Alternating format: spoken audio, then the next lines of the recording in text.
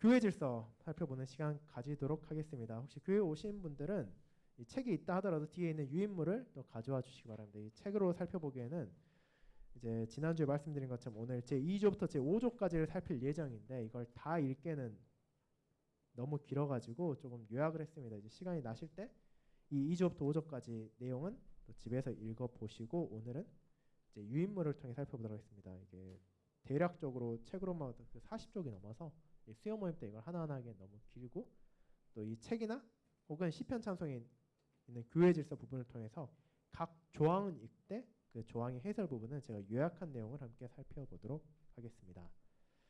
그러면은 이제 교회의 직분 일반적 규정의 제2조 직분들 부분을 제가 제목을 읽으면은 함께 읽어주시기 바랍니다. 자, 제2조 직분들. 네.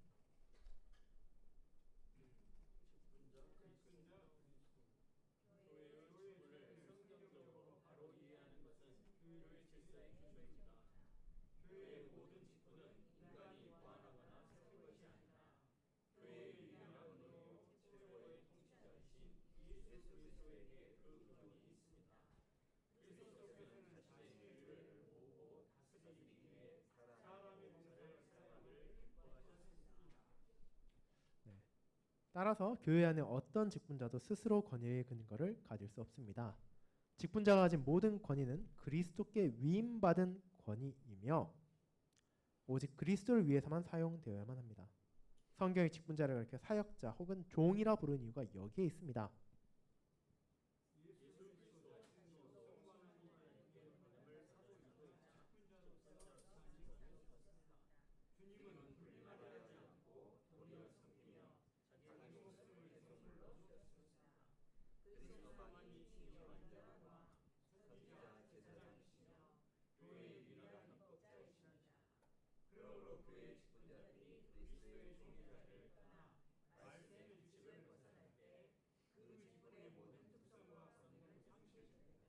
자, 그래서 이제 제2조 직분들 보면은 제일 처음 나온 게 그리스도께서 그의 교회에 세운 직분은 이란 표현이 있습니다. 그래서 그 부분이 여기 해설에 이렇게 나오는 거죠. 결국 그 직분을 세운 분은 그리스도이시다. 스스로 목사나 장로나 집사가 세워진 것이 아니다. 그렇기 때문에 그분의 종으로서 그분의 사역자로서의 삶을 벗어난다면 그들은 모든 것을 잃을 수밖에 없다. 왜냐하면 그리스도의 교회, 그리스도께서 세운 이들이기 때문에 그러하다라는 겁니다. 그럼 이제 그러면은 그와 같은 직분들은 목사, 장로, 집사만 있냐 하면은 그렇진 않죠. 신자들의 직분입니다. 성경은 목사, 장로, 집사 같은 공적으로 세워진 직분자뿐만 아니라 모든 신자를 하나님을 섬기는 자라고 부릅니다. 신자들은 하나님의 뜻을 생활의 법으로 삼고 그분의 영광을 최고의 목적으로 여기며 받은 은사로 서로를 섬겨야 합니다.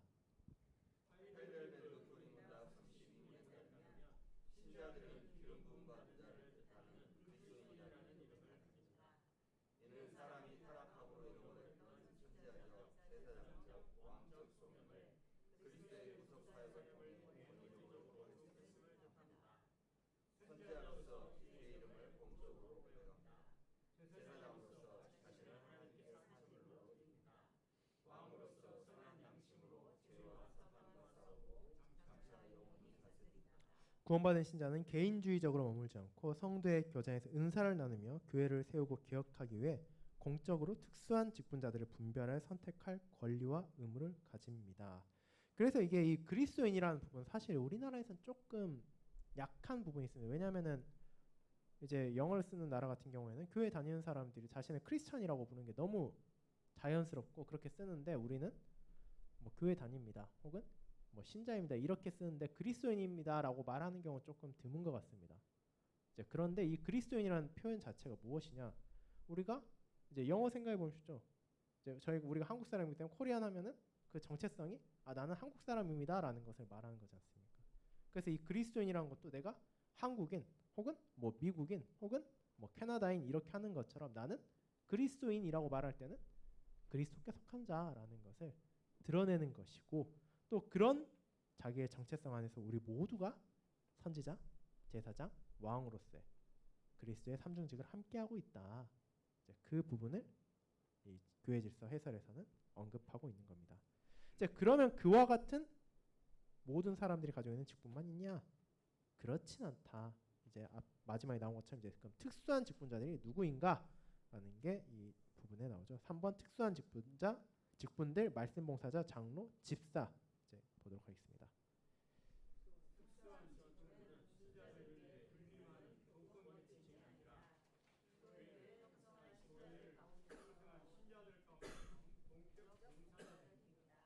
특수한 직분이 세워졌다고 해서 일반 신자들의 직분이나 소명이 폐기되는 것은 아닙니다.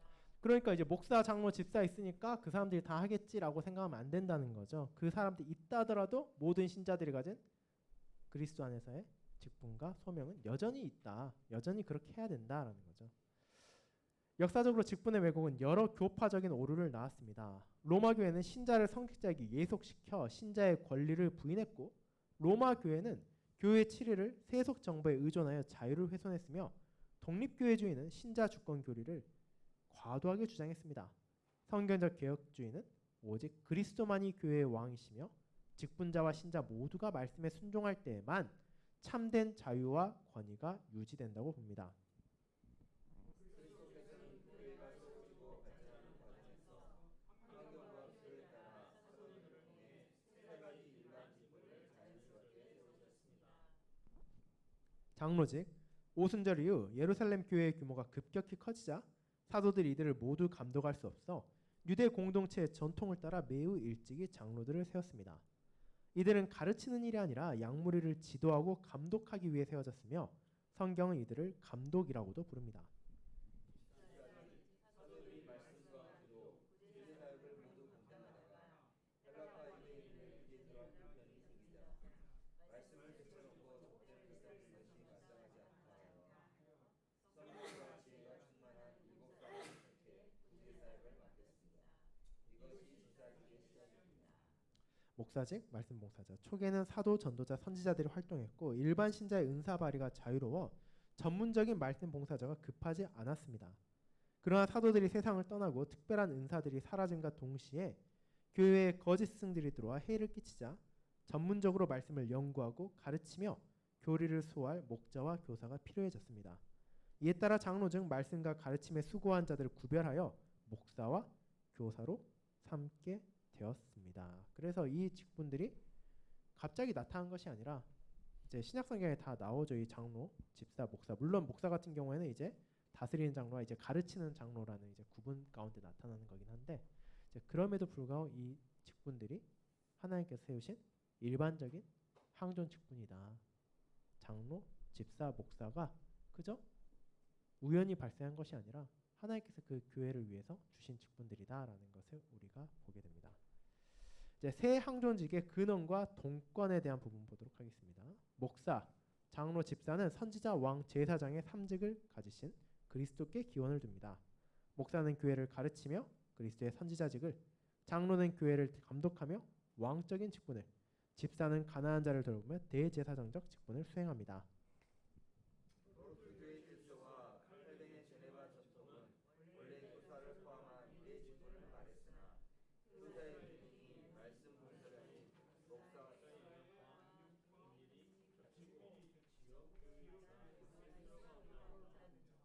그리고 에베소서 4장 11절에 목사와 교사가 헬라어 문법상 하나의 직분의 두 기능이라는 점을 인식하면서 오늘날 개혁교회는 목사, 장로, 집사만을 항존직으로 인정합니다. 이 세 직분은 권한과 직책이 다를 뿐 품위와 명예에 있어서는 완전히 동등합니다. 성경에는 직분의 높고 낮음이 없습니다. 1571년 네덜란드 개혁교회 첫 총회는 어느 교회도 다른 교회를 지배하지 않아야 하고 어느 목사도 다른 목사를 지배하지 않아야 한다는 반교권체제 원리를 세웠습니다. 한국 교계에 흔히 나타나는 직분의 계급적, 교권적 의미는 성경적 교육이 직분과는 아니라 교교 문화의 영향입니다. 개혁교회에서는 장로로 봉사하던 분이 집사로 선택되어 봉사하지 않는다. 직분과 계급이 없고 직책의 구별만 있다는 인식이 바로서야 개혁교회의 정체성이 드러납니다. 네, 그래서 이 세 항존직의 근원은 결국 그리스도께 있고 말씀에 있으며 그들이 품위와 명예에서 동등하다, 즉 높고 낮음의 다름이 아니라 그들이 가진 직책이 다르다는 거, 직무가 다르다는 거죠. 자, 여기서 이제 교사에 대한 부분 나오는데 이제 교사라고 말하면 이제 쉽게 생각하면 이제 신학교 교수라고 보시면 됩니다. 이제 칼빈 같은 경우에 신학교 교수, 이제 교사 같은 경우에도 이제 항존직의 일부로 봐서 이제 네 직분을 말했는데 이제 오늘날에는 많은 개혁교회에서는 이제 세 가지 직분을 말한다. 이제 그 교사의 교수, 이제 가르치는 사람의 역할이 목사 안에 많이 포함되었고 그런 목사 가운데 또 신학교 교수를 세워서 이제 차세대 목사, 이제 이어진 다음 세대의 이제 목회자들을 양성할 수 있도록 하는 거죠. 이제 그렇게 보면 당연히 교수도 교회 안에 필요하지만 이제 그럼에도 불구하고 그 목사의 역할 안에 속해 있다라고 그것을 보는 겁니다. 네, 그러면 이제 3조 보도록 하겠습니다. 제 3조 직분자로 부름을 받을 자의 자격. 이제 먼저 제가 그 교회 질서 조항을 먼저 읽도록 하겠습니다. 교회 질서는 788쪽 10편 찬송입니다. 직분으로 부름을 받을 자의 자격. 공적인 신앙 고백을 하고 성경에 제시된 요구에 부응하는 교회의 남자 회원들만 직분자로 선택받을 자격이 있다. 공식적으로 부름을 받고 임직을 하거나 취임을 받은 자들만 교회에서 직분자로 행사해야 한다.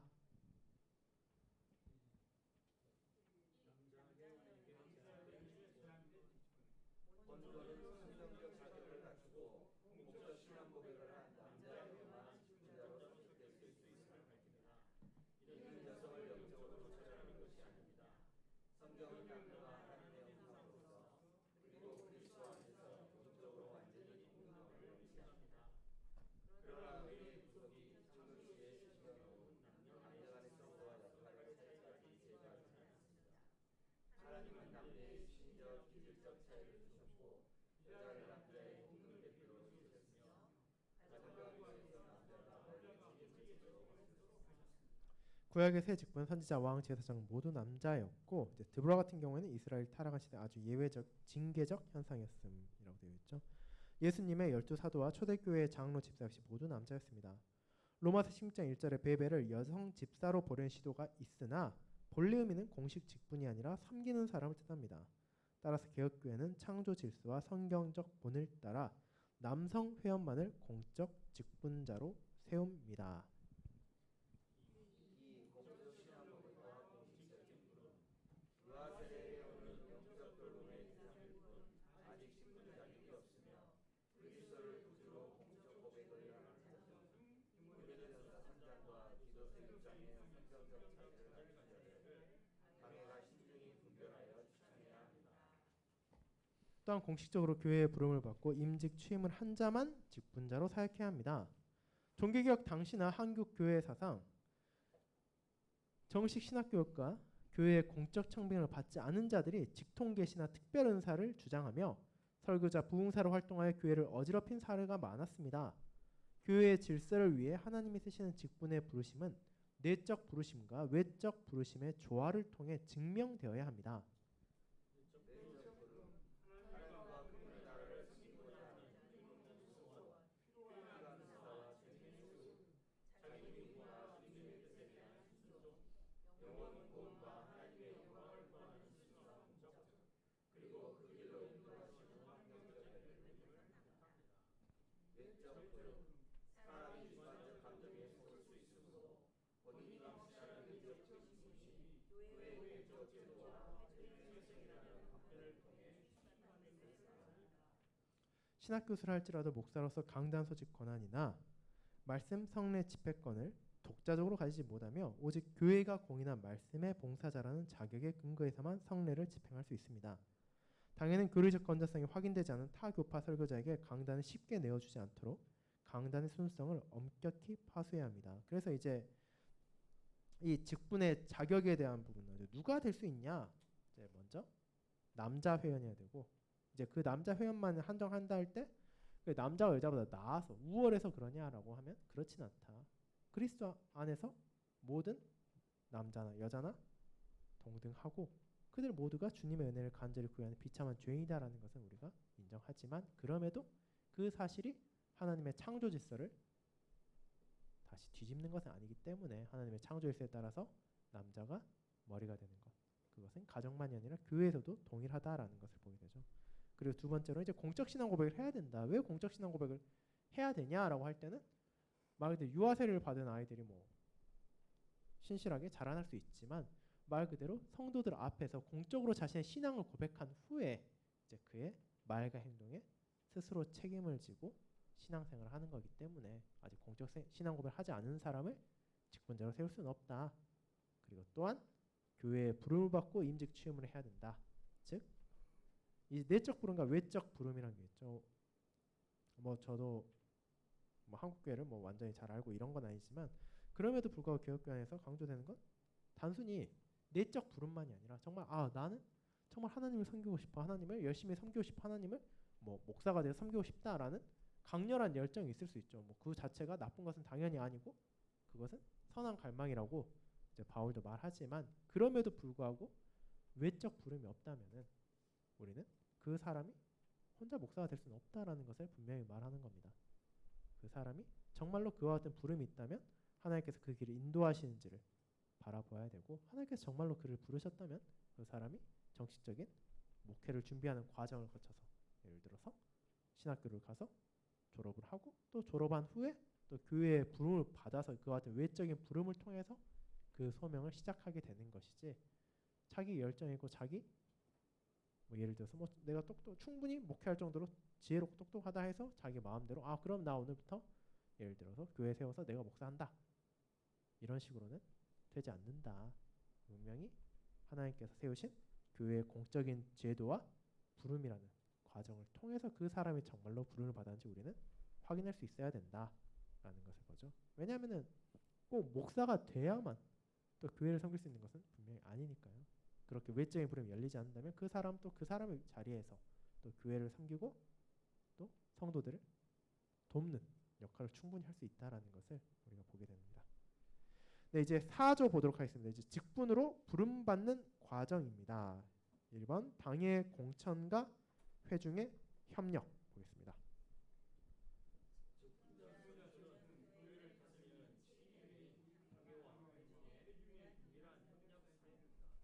로마교회나 감독교회처럼 위에서 일방적으로 임명하는 것도 아니고 회중교회처럼 당회 없이 회중이 직접 임명하는 것도 아닙니다. 개혁교회는 당의 지도와 감독 아래 회중이 속합니다. 네, 배수 공천의 원리죠. 당에는 보충해야 할 직분자 공석수의 최소 배수를 후보로 공천하여 회장에 제시합니다. 단 개척교회나 규모가 작은 교회 등 특별한 환경에서 배수 공천이 불가능할 경우 그 이유를 밝히고 배수 이하로 공천할 수 있는 예외를 인정합니다. 회중의 선거 추천, 당회는 독단을 피하고 수혜를 모으기 위해 공천 수준의 회중에게 상한 인물을 선거로 추천할 기회를 제공할 수 있습니다. 선거권의 제약, 직분자 선거는 반드시 기도 후에 당회가 제정한 명확한 규칙에 따라 무기명 투표로 진행됩니다. 투표권은 공적 신앙 고백을 하고 권징 책벌 아래 있지 않은 무흠한 남녀 회원 모두에게 주어집니다. 임직, 취임 절차, 당회는 선거 중 발생할 수 있는 혼란을 방지하기 위해 명확하고 최적화된 선거 관리 규칙을 상시 준비해야 합니다. 일반적으로 투표자 과반수를 얻으려는 중 가투표자 수로 판단되며 동시일 경우 재투표를 하거나 세개를 뽑아 결정합니다. 선출된 직분자들은 즉시 임직하는 것이 아니라 회중의 찬성과 이의 제기 기회를 주기 위해 최소 2주 연속으로 이름을 교회에 공표해야 합니다. 공표 기간 동안 합법적인 장애 사유가 제기되지 않으면 온 회중이 모이는 주일 공예배 중에 총회가 제정한 정해진 의식문을 사용하여 엄숙하게 임직식 및 취임식을 거행합니다. 직분의 본질은 회중의 선택과 모심의 의식 자체의 것이 아니므로 학회 시기에는 의식이 중요적이고 있으나 정상적인 상황에서는 반드시 공적 의식을 거쳐야 합니다. 또한 개혁교회는 목사의 임직과 취임 역시 노예가 아닌 지역교회 당의 소관으로 봅니다. 목사 역시 노예나 총회 직분자가 아니라 해당 지역교회의 직분자이기 때문입니다. 이 부분은 이제 장로교회랑 조금 다른 부분이다. 많은 장로교회 같은 경우에는 목사가 개별 교회 소속이 아니라 이제 그 지역의 노예 소속인 경우가 있죠. 이제 그러나 개혁교회는 그것이 아니라 교회의 목사다라는 것을 분명히 하고 있습니다. 이 교회의 목사라는 표현이 두 가지 의미가 있는데 그렇게 말 그대로 한 교회의 목사라는 의미도 있고 동시에 목사가 교회에 속해 있는 거지 목사의 교회가 아니다라는 식으로 이제 개혁교회는 충분히 이해하고 있죠. 그래서 한국에서 조금 이질적으로 느껴질 수 있지만 많은 개혁교회 같은 경우에 대부분 목사님들이 대략적으로 5년에서 7년 정도 한 교회에서 봉사를 하게 되면은 이제 다른 교회에 부름을 받고 또 다른 교회에서 또 봉사를 하는 경우가 많습니다. 이제 물론 다 그런 것은 아니고 뭐 예외적으로 뭐 20년 넘게 뭐 30년 넘게 한 교회에서 살아가신 경우도 있지만 많은 경우는 그런 식으로 하게 돼서 뭐 저만 하더라도 뭐 저랑 같이 공부하고 졸업했던 이제 동기 목사님들 같은 경우 이미 지금 두 번째 교회에서 뭐 사역하고 뭐 이런 경우도 있습니다. 또 그런 부분이 또 많이 다른 부분이 있죠. 목사의 임직 때 행하는 안수는 로마 교회처럼 신비한 은사가 주입되는 성례가 아닙니다. 이는 선출된 형제가 합법적인 하나님의 종으로 격려받고 세워졌음을 온 교회 앞에 선언하는 엄숙한 표징입니다. 임직과 취임을 주일이 아닌 평일의 행사처럼 치르며 축하 문화를 남발하는 것은 직분을 명예직으로 오해하게 만들고 속화시킬 위험이 있으므로 경계해야 합니다. 그래서 로마 가톨릭 같은 경우에는 성례가 개혁교회나 뭐 장로교회랑 다르게 7가지가 있습니다. 그 7가지 중에 이런 말 그대로 직분 취임하는 게 있는 거죠. 그것까지를 성례로 보는데 개혁교회는 그렇게 보진 않는다. 이것은 분명히 중요한 날이지만 그것이 무슨 성례거나 뭐 은혜의 방편이거나 이런 것은 결코 아니다라는 것을 보여주고 있습니다. 그럼 이제 제 5조 보도록 하겠습니다. 신앙 고백 동의 서명 양식서의 서명.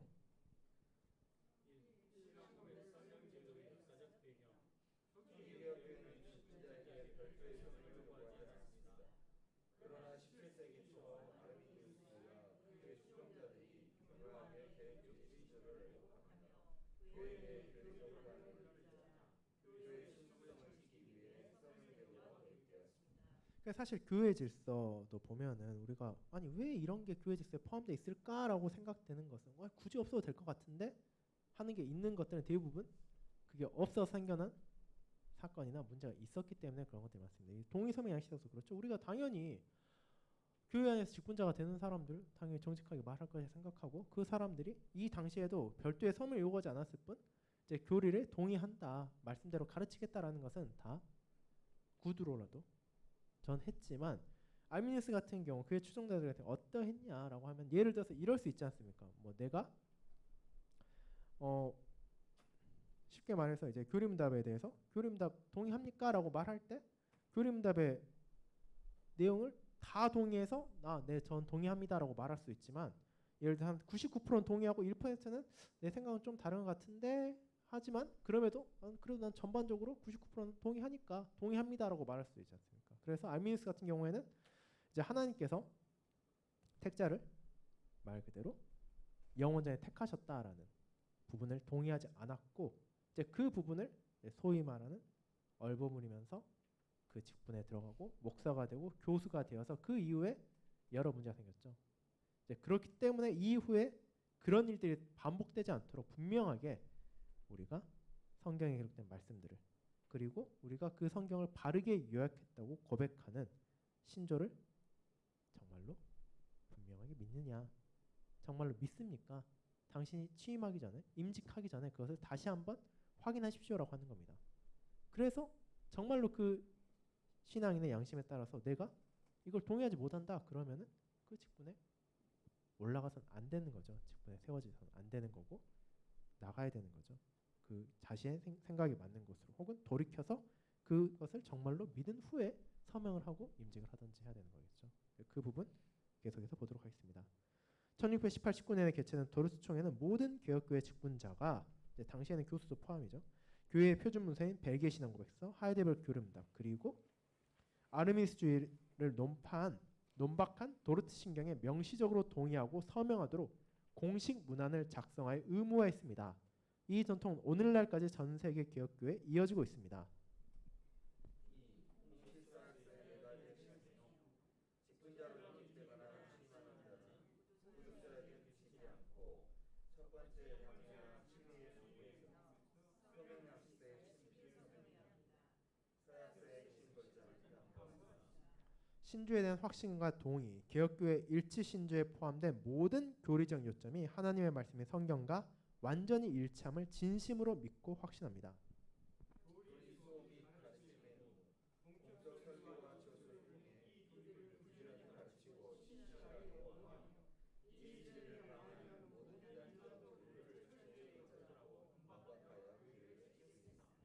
교리에서 이탈 시 침묵과 칠의 복종 의무, 사역 도중 신조의 교리에 대해 개인적 의혹이나 다른 의견이 생길 경우 이를 사적으로나 공적으로나 설교 및 글로 표출하지 않고 먼저 교회 치료인 당회나 지역회 총회에 제출하여 판단을 받겠습니다.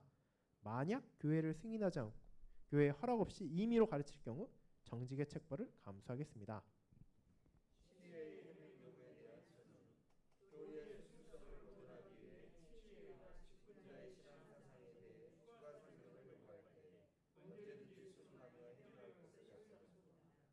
단 치리의 결정에 억울함이 있다고 판단될 경우 상위에 항소할 권리를 가집니다. 서명을 거부한 자는 결코 직분자로 임직될 수 없으며 직무수혜 중 서약한 신앙법을 이탈하여 잘못된 교리를 고집하는 자는 당에 의해 즉각 정직되어야 하고 끝까지 완고하게 돌이키지 않을 경우 면직 처해야 합니다. 이는 강단과 교회의 영적 순수성을 지키기 위한 개혁교회의 가장 강력하고 안전한 보호 장치입니다. 그렇기 때문에 이 서약서를 기록했다고 해서 그럼 모든 사람이 그 서약 안에 있냐 하면 당연히 그렇지는 않겠죠. 아무리 목사를 하더라도 혹은 장로나 집사를 하더라도 신앙생활 하는 도중에 엇나가고 잘못된 길로 나아간 사람 뭐 역사 중에도 얼마든지 있었고 앞으로도 그런 사람들 분명히 있을 겁니다. 그럼에도 불구하고 이런 서약을 통해 이제 그런 잘못이 알미수처럼 교회 안에 뿌리내리지 않도록 그런 잘못이 나타났을 때 그들이 돌이키고 정말로 돌이키지 않는다면 교회 안에서 이제 나가도록 하는 방식을 통해서 우리의 교회의 순수성을 이제 우리가 참 교회 표진 말 그대로 말씀 성례 권증을 바르게 지켜나갈 수 있다. 그렇기 위해 이것이 필요한 것이다라는 것을 함께 보았습니다.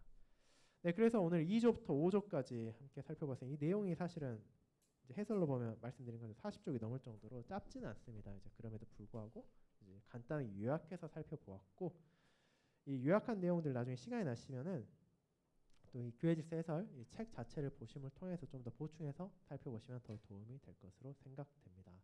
이제 다음 주는 이제 지방선거가 있어서 수요 모임을 쉬고 그 다음 주 이제 6월 10일에 저희가 모이도록 하고 그때는 이제 6조부터 이어지는 부분들을 또 몇 조 묶어가지고 함께 살펴보도록 하겠습니다.